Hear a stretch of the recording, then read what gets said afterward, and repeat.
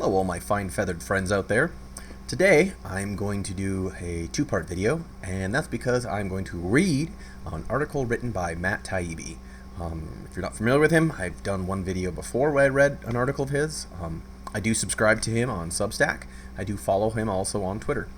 I've heard about him, and he has quite a few books out there, so if you're interested in the man, check him out. He does some really good reporting. He's done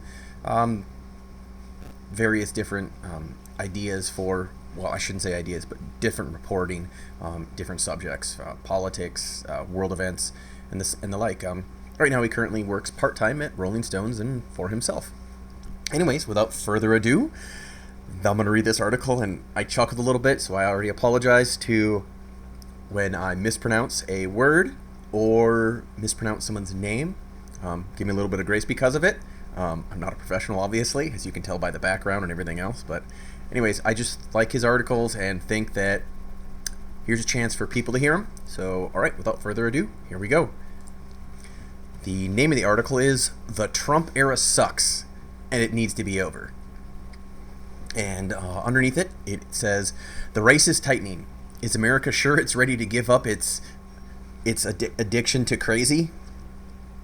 So, in Donald Trump's interview with Laura Ingraham last week, he talked about the shadow people he believes lurk behind Joe Biden.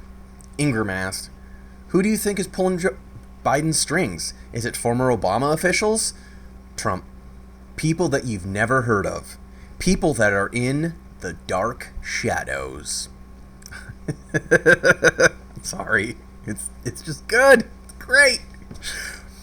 15 years ago, the Fox News personality was likely to be the one pushing the conspiratorial envelope. Glenn Beck was playing with rubber frogs while railing about assassination plots or spinning elaborate tales connecting Barack Obama to both Hitler and Stalin.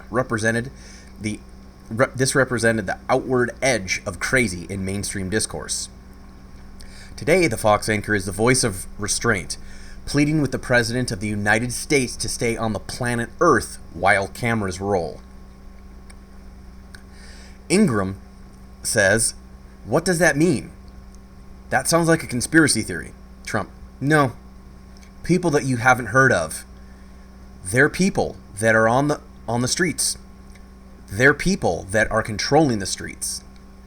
And you can imagine this in the Trump-esque voice. I'm not going to fake it. So, all right. We've been living with Trump for so long, we've gotten out of the habit of asking the basic questions, what we normally ask. When a famous person says something odd, what is he thinking? Is he being serious? Does he mean this as a metaphor?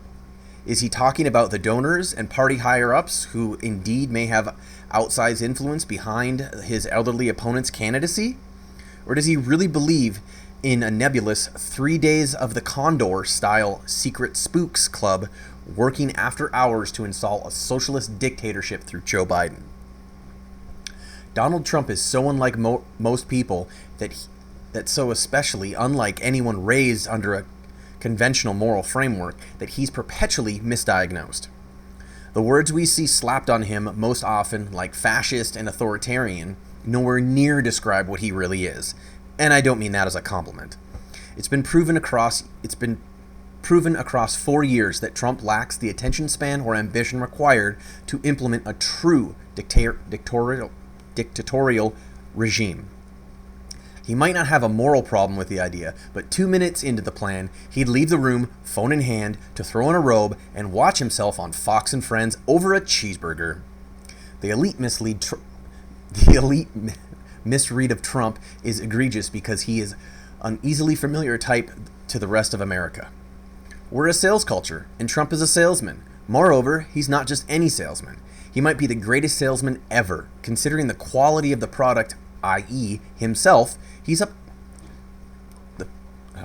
to his eyeballs in the parts of the brain that hold most people back from selling schlock online degrees, titch-tokics, door-to-door are absent. He has no shame, will say anything, and experiences morality the way the rest of us deal with indigestion. Pundits keep trying to understand him by reading political scare tactics tracks like The Origins of Totalitarianism or It Can't Happen Here. But again, the book that explains Trump better tend to be things like pro wrestling, like Controversy Creates Cash, or The Business of Kayfab, or Psychology of Selling, like Pre-Susianin, or Thinking Fast and Slow. The people howling about outrageous things Trump says probably never sat in a sales meeting. In Pre-Susian psychology, Professor Robert Chalandy, who went undercover with a salesperson to discover their secret, describes how he got one client to agree to his company $75,000 fee. Quote, instead of his standard presentation, he joked, "As you can tell, I'm not going to be able to charge you $1 million for this." The client looked up from his written proposal and said, "Well, I can agree to that." The meeting proceeded without a single subsequent reference to compensation and ended with a signed contract. Sound familiar? Yeah. When Trump first hit the campaign trail in 2015-2016, reporters were staggered by the outrageous promises Trump would toss out, like that he'd slap a 45% tariff on all Chinese products, build a high wall across the Mexican isthmus, or deport all 11.3 million undocumented immigrants. They have to go, he told Chuck Todd. Those of us with liberal arts educations and professional class jobs often have trouble processing this sort of thing. If you work in a hospital and someone asks you a patient's hemocritic level, no one expects you to open with 15 times the real number, but this is a huge part of Trump's MO. By the end of 2016, some of us in the media were struggling with what to tell readers about Trump's intentions, given that he would frequently offer contradictory proposals, with matching impassioned explanations within minutes of each other. Sometimes even within the same sentence. He would tell one crowd to whoops and hollers that he couldn't wait to throw them all them illegals over the river, then go on Hannity the same night and say he's open to softening on immigration. This is a quote from the show. Everybody agrees we get the bad ones out. But when I meet thousands and thousands of people on this subject, they've said, "Mr. Trump, I love you, but to take a person that has been here for 15 or 20 years and throw them and their family out, it's so tough, Mr. Trump." Read what sales books have to say about morality or belief system, and Trump starts to make even more sense. What did Chalandy notice about John Lennon's idealistic clarion call the song Imagine? That Lennon increased his chances of selling political change with the line, "But I'm not the only one." It turns out you can increase demand for anything from government policies to item on a Chinese menu simply by asserting, as Trump constantly does, that everybody's talking about it. Ask students to draw long and short lines on a piece of paper, and when asked, the people drawing long ones think the Mississippi River is longer. I'm not sure there's something else there, but I'm missing it in this. It doesn't say it in the article. Anyways, Trump constant invocations about a future of so much winning worked, even with people who tried consciously to dismiss it as, well, here we're gonna cuss. It's his words, bullshit. Read Brian Tracy's The Psychology of Selling, and you learn that the key to closing a sale is not only involves identifying the needs of your prospect, but making sure to promise a big enough change to make action seem worth it.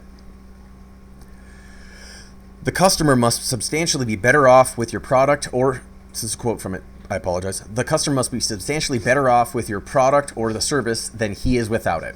It cannot represent a small increment in value or benefit. It must be